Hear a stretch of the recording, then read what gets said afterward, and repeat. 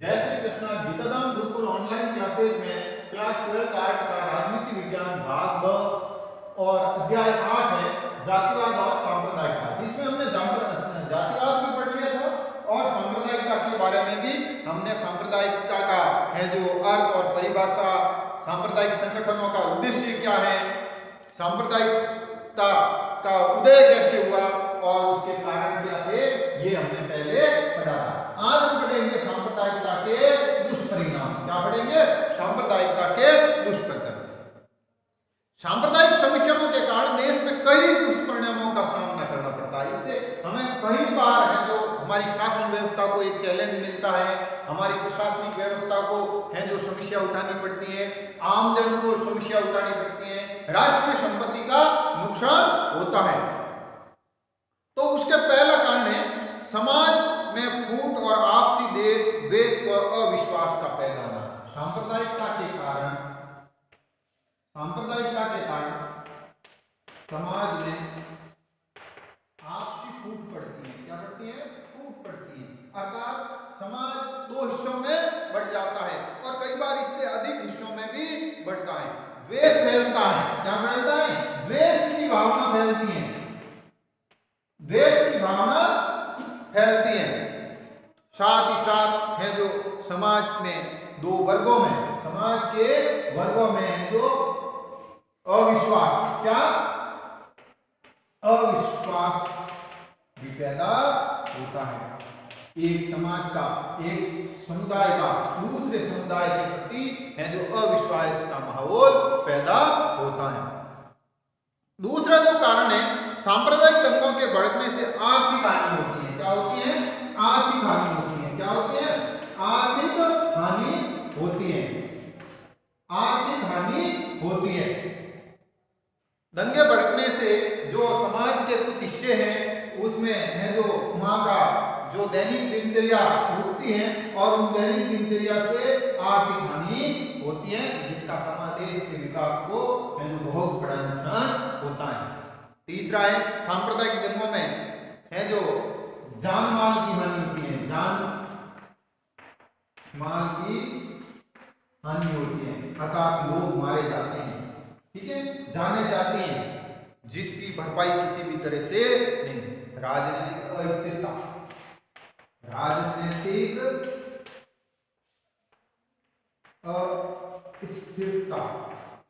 अस्थिरता पैदा होती है, राजनीतिक अस्थिरता पैदा होती है।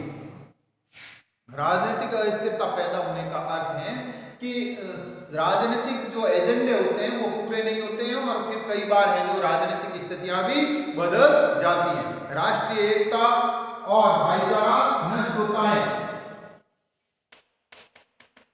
राष्ट्रीय एकता व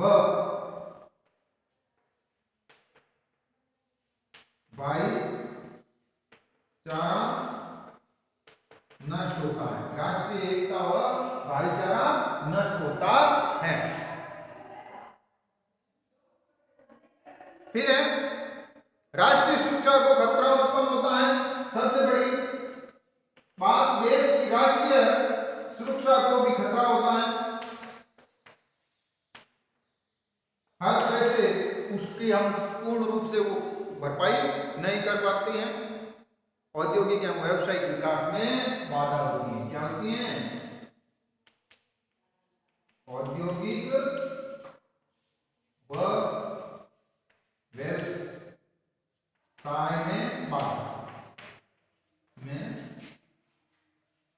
बाधा उत्पन्न होती है। कई बार बड़ी बड़ी कंपनियां जो हैं जो देशों में ही अपना व्यापार करती हैं या उन देशों में ही अपने प्लांट लगाती हैं जहाँ राजनीतिक अस्थिरता हो और सांप्रदायिकता जैसी कोई चीज नहीं हो। राजनीतिक अस्थिरता जहाँ है या फिर सांप्रदायिक जैसी समस्या है, वहां पर बड़ी कंपनियां अपना इन्वेस्टमेंट या निवेश नहीं करती हैं, जो देश के लिए औद्योगिक विकास का एक दुष्परिणाम भी है। अब सांप्रदायिकता को दूर करने के उपाय कौन से हैं? सांप्रदायिकता को दूर करने के उपाय कौन कौन से हैं? इसको कैसे दूर किया जा सकता है जिससे राष्ट्रीय विकास होता है? सांप्रदायिकता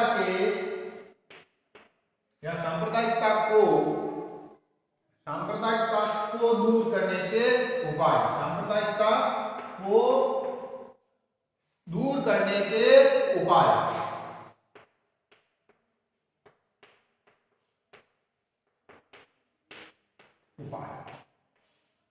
जिसमें आपका पहला काम है तो वो है सरकारें व्यवहारिक रूप से समानता की स्थापना का प्रयास करें। क्या करें? सरकारें व्यवहारिक रूप में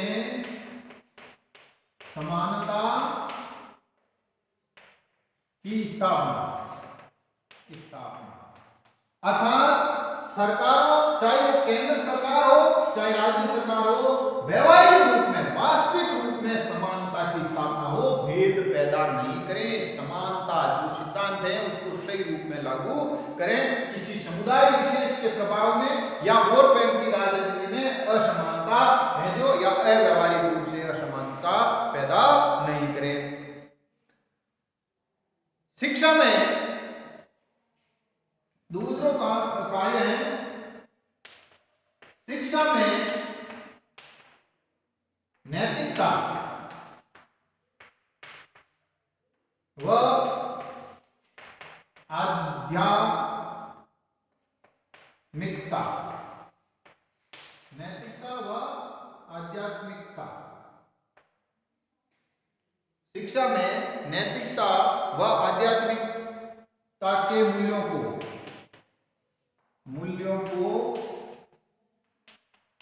सम्मिलित करें। क्या करें?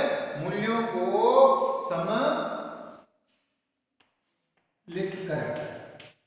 अर्थात हमारी जो राष्ट्रीय शिक्षा नीति है उसमें नैतिकता की शिक्षा देनी चाहिए और आध्यात्मिकता की भी बच्चों को शिक्षा देनी चाहिए ताकि बच्चे वास्तविक रूप से क्या सही है उसको जान सकें और वास्तविक रूप से धर्म के क्या मायने हैं उसको भी जान सकते हैं। धार्मिक आधार पर तीसरा है, सरकारों को चाहिए कि धार्मिक आधार पर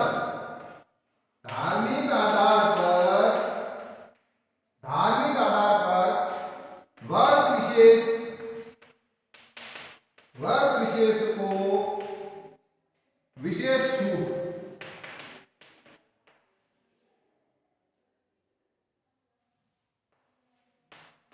छूट या सहायता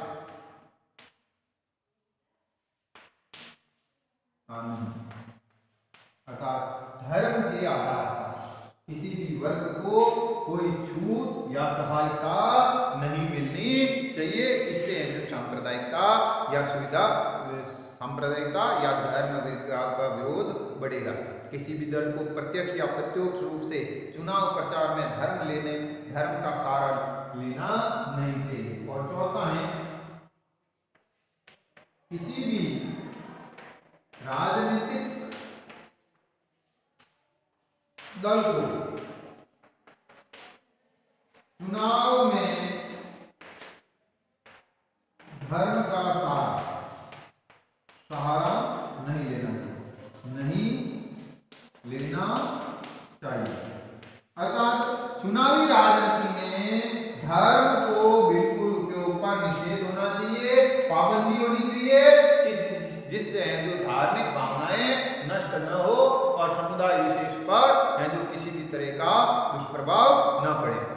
राजनीतिक दूसरा है वो आपका यह है कि हिंदी संपूर्ण देश की संपर्क भाषा बन सके, इसके लिए राजनीति से ऊपर उठकर प्रयास करना चाहिए। हिंदी राष्ट्रीय भाषा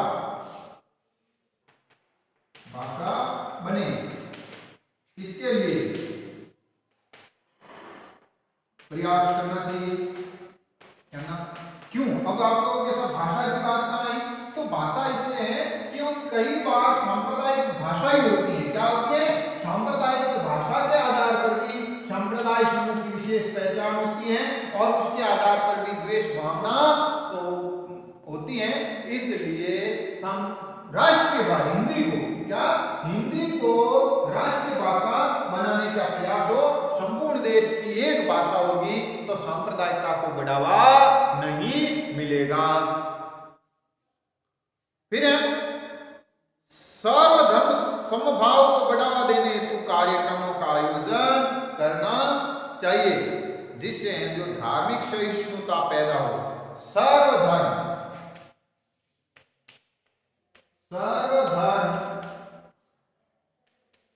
सद्भाव वाले कार्यक्रम होने चाहिए जिससे जो धार्मिक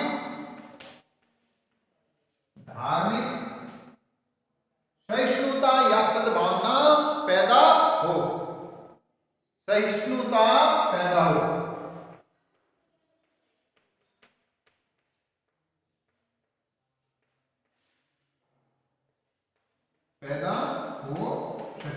धार्मिक सहिष्णुता पैदा हो सकते ऐसे हैं जो सहिष्णुता पैदा हो सके ऐसा है जो कार्य करना चाहिए। और धर्म के आधार पर धर्म आधारित राजनीतिक दलों पर पाबंदी होनी चाहिए। धार्मिक आधार पर दलों पर पाबंदी होनी चाहिए। ये धार्मिक सद्भावना के या उसको रोकने के उपाय हैं। इसी क्रम में हमारे यहाँ सन 2006 में जो एक कमेटी बनाई थी कांग्रेस सरकार ने, मनमोहन सिंह सरकार ने, जिसने सच्चर कमेटी कहते हैं। क्या कहते हैं? सच्चर कमेटी कहते हैं। उस सच्चर कमेटी की क्या रिपोर्टें हैं उसके बारे में भी विवेचना करते हैं। तो सांप्रदायिकता के मामले में सच्चर कमेटी का सच्चर कमेटी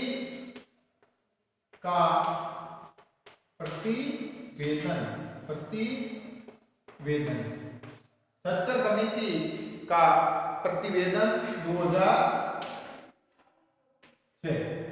यहाँ सच्चर समिति भी कह सकते हैं। क्या कह सकते हैं? सच्चर समिति की प्रतिवेदन भी कह सकते हैं 2006 में। तो उसमें ये क्या गया था कि भारतीय मुसलमानों की सामाजिक और राजनीतिक व आर्थिक स्थिति व शैक्षणिक स्थिति का अध्ययन करने एवं सुधार करने के लिए सुझाव हेतु राजेंद्र सिंह सच्चर की अध्यक्षता में एक कमेटी बनाई। इसका जो अध्यक्ष था राजेंद्र सिंह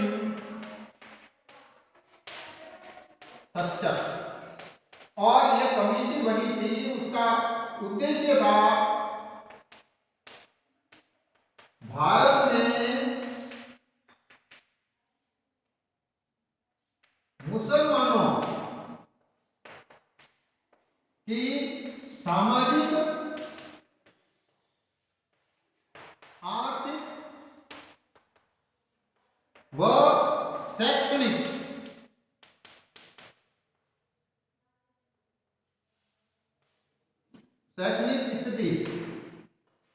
स्थिति का अध्ययन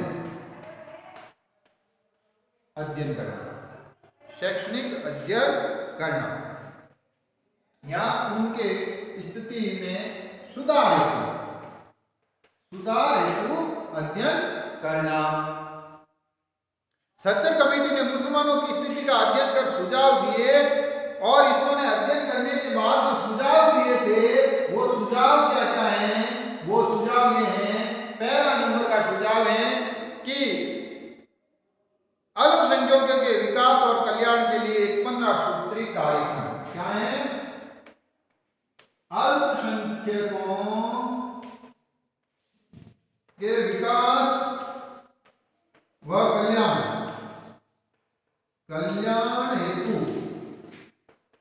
हेतु 15 सूत्री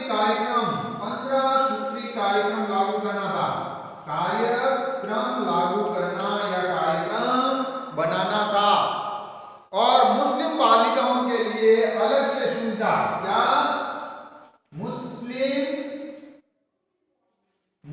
बालिकाओं के लिए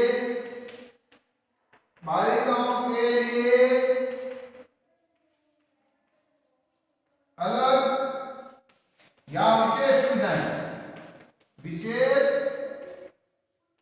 सुविधाएं देने का जो कार्यक्रम था वो था, और इसको अलग से आरक्षण मुस्लिम वर्ग को धर्म के आधार पर 4% आरक्षण देना, ये इनके प्रमुख सुझाव थे। लेकिन धर्म के आधार पर आरक्षण को अस्वीकार कर दिया गया था। इस तरह से ये सच्चर कमेटी ने जो स्थिति के सुझाव दिए, ये हैं जो भारतीय कमेटी में जो अध्ययन के लिए लागू किया गया। उनमें से कुछ चीजें लागू की गई और कुछ विचाराधीन हैं। कल हम इसके आगे का अध्ययन करेंगे। धन्यवाद।